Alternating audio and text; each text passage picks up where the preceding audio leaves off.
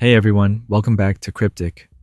If you're new here, don't forget to hit that subscribe button and click the bell icon so you never miss an update. Today we have a compelling story that highlights the real challenges and heartwarming moments in the life of a dedicated teacher. Let's dive in and explore this moving tale of resilience and compassion. Stay tuned. A mother's love.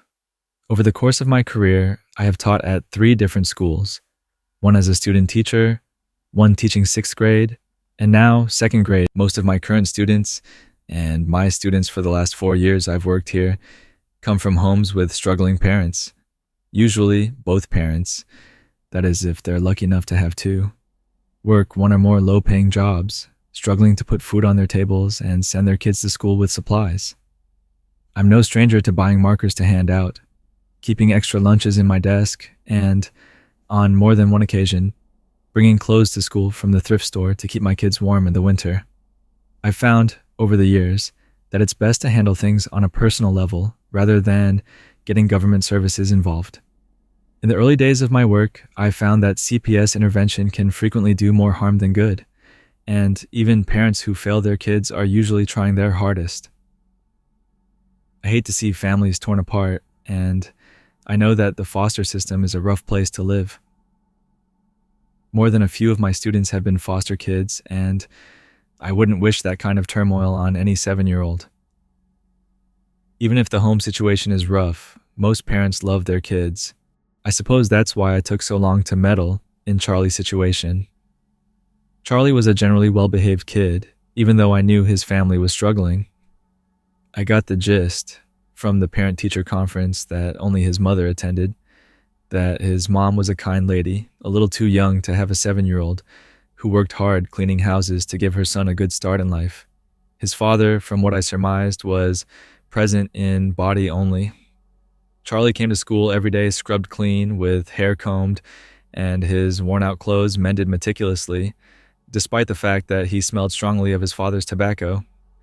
I doubted that his nervous mother, with her neatly braided hair and pressed housekeeper's uniform, was the one smoking enough packs a day to make that skinny boy reek like a line cook. The only time I had to call Charlie's parents, when he missed the bus home one day, the man who answered my call merely barked at me to make him deal with his mistakes, and slammed the line down hard enough to rattle my skull. I ended up walking the boy home that day and met his mother in the driveway coming home from work.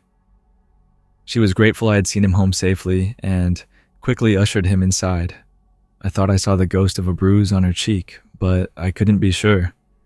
Either way, I watched Charlie like a hawk since that day and never saw any marks on his little pale face. Isn't that how it often happens, that the mother takes the blows for her child? I never had any other reason to doubt that Charlie's mother was caring for him well until he arrived late for the first time, on a Monday in February. He looked disheveled in a way I was used to from some of my other kids, but not from him in particular. I approached him at the beginning of first recess to ask him if everything was all right. "Sorry, Miss B, I had to walk to school this morning. My mom forgot to wake me up and I missed the bus. I'll be on time tomorrow." His little face looked tired, with faint purple circles under his eyes. I assured him that it was all right. I just wanted to check and make sure he was doing okay. He nodded quickly and ran off to join the other kids on the wood chip playground. As he had promised, he was on time to school the rest of the week. Nothing strange occurred until Thursday, when he shyly approached me at the beginning of lunch period. "My mom told me I could ask you if you had any snacks. There isn't any food in my house right now." "Of course, you can always come to me if you're hungry," I replied, making a conscious effort to keep my voice free from pity. "Is everything okay with you and your mom?" "Yeah, we're okay, I think," he answered quietly, focusing on his shoes. He paused a moment before adding, "My dad left last weekend. I don't think he's going to come back this time." "I'm very sorry to hear that, Charlie." I put what I hoped was a comforting hand on his shoulder. "I'm always here to help you if you need a snack or just somebody to talk to." He nodded solemnly. "Thanks, Miss B. It's okay. My mom just hasn't been able to go to the store this week." He accepted the PB and J I offered and ate with the other kids. I decided I should call home and see if I could offer his mother any help. Hopefully, with her hot tempered husband out of the picture, she could get back on her feet quickly. I would try to offer all the support I could. My call went to voicemail. Hi, Mrs. Collins, this is Miss Bell. I spoke to Charlie today, and I got the idea that there might be some changes happening for him at home right now. I just want you to know that I'll be bringing lunch to school for him tomorrow and Monday, and you just let me know if there's anything else I can do to help. Feel free to give me a call back or send a note with Charlie if you'd like. I hope you two are doing well. On Friday at lunch, I gave Charlie a ham sandwich and asked him how his mom was doing. I find that with little boys especially, they're more willing to talk about their troubles if you ask indirectly. She's all right, I think. I played your voicemail for her, and she said it was very nice of you to call home, but she has things under control. I was confused. You played my voicemail for your mom? I asked, keeping my voice lighthearted. It's pretty cool that she lets you be in charge of the phone. Yeah, she taught me to use the phone and my own alarm clock. He shrugged. She said she heard the phone ringing, but she couldn't get to it to call you back. He paused for a moment, thinking about what he wanted to say next. She's been shut in her room since Dad left. His words made me concerned, but I held my tongue. I've never had a husband leave me, even a deadbeat one, and the kids still looked healthy, even if a bit dirtier and more tired than usual.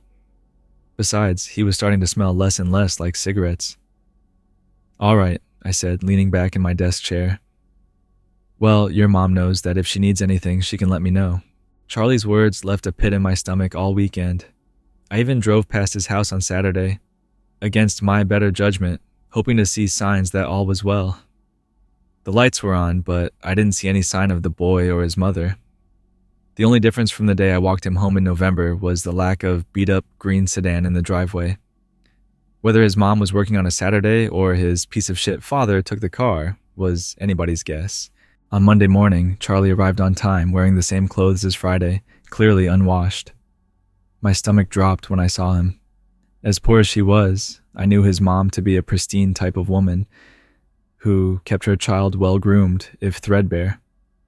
When I approached Charlie to give him his lunch, I caught a hint of a odd smell, one I didn't recognize. Fading cigarettes, unwashed clothes, I wasn't sure. Charlie, your mom never lets you come to school without your hair combed, I prodded gently. She hasn't been checking, so I figured I didn't have to, he said sheepishly. She told me to, but she didn't come out to look. Well, you should still make sure you do as your mom says, I replied. I honestly wasn't sure what else to say. I'd dealt with parents who drank too much, parents who couldn't afford to keep the lights on, and parents who vanished into thin air. But I wasn't sure what exactly to do about a mother who clearly cared but had retreated into some kind of deep depression. My heart ached for the woman, and I wanted badly to speak to her directly. I couldn't keep playing telephone through this innocent boy, who knew exactly how much he understood of the situation anyway. I decided to send a letter home with him that afternoon. I reiterated almost exactly what I said in my initial call home, but added for good measure that I could arrange for Charlie to stay with a friend for a day or two if she needed time to herself, just to get composed. Charlie came in Tuesday morning with his hair combed and his clothes clean but mismatched. He proudly showed me his 2 different socks. My mom taught me how to do my own laundry last night, he announced to me proudly. That's great, I exclaimed, offering a high five. Did you give your mom the note I sent home? I did. I put it under her door like you told me to. He beamed. So, she was still hiding away. I worried silently that she might not be going to work either if she wasn't coming out to send her son off to school. Great job, buddy. I offered another high five. Charlie opted for a hug instead, wrapping his little arms around my neck. I couldn't help but notice, under the scent of detergent, the same smell as yesterday. I prayed that his mom wasn't slipping into a hoarder situation. I'd dealt with that before, and I didn't look forward to doing it again. Wednesday morning, Charlie looked like he hadn't slept at all. He'd been looking drained all week, but the dark circles on his round face kept compounding, until that morning when he looked positively exhausted. I asked him if he'd been sleeping well when I gave him his sandwich. Since I hadn't heard from Mrs. Collins, I kept bringing him lunch every day just in case. Not really. My mom keeps telling me to sleep in my own bed, but I fell asleep last night after she sang to me in her room. "Oh, did you get to sleep in your mom's bed?" I asked, hopefully. "No, I fell asleep on the floor outside her closet." "What were you doing on the floor next to the closet?" I asked nervously. "Well, she sings to me through the closet door. Her voice is real quiet now, so I get close. I guess I fell asleep on accident, 'cause that's where she woke me up this morning." I was speechless. Charlie must have seen the panic flit across my face because he looked upset suddenly. "It's okay, Miss B, I promise. I'll sleep in my own bed tonight, and I'll sleep better." He sounded desperate. "My mom says I'll be fine. I just have to help her take good care of me." I reassured Charlie and sent him off to recess, but I decided that I would have to talk to his mom in person that day. I couldn't keep trying to deal with this quietly, and I was worried that the situation was getting out of hand quickly. What did he mean through the closet door? I walked Charlie home that afternoon. He was silent for most of the walk, a stark contrast to the other time we'd walked hand in hand together, when he spent the entire time regaling me of the latest Saturday morning cartoons. When we reached his front door, he produced the key on a chain around his little neck and deftly inserted it in the lock, like the experienced latchkey kid he was. It was when he pushed the door open that it hit me. Rot. That was what I had smelled on his sweater this week. It was the smell of roadkill, of a butcher shop dumpster. It was the smell emanating from the little bungalow where I stood on the threshold. Charlie walked right into the house, like he didn't notice the oppressive wall of scent pushing me backwards toward the sidewalk. "Mom!" he called out inside. I held my coat sleeve over my nose and pushed forwards behind him. "Mom, Miss B is here."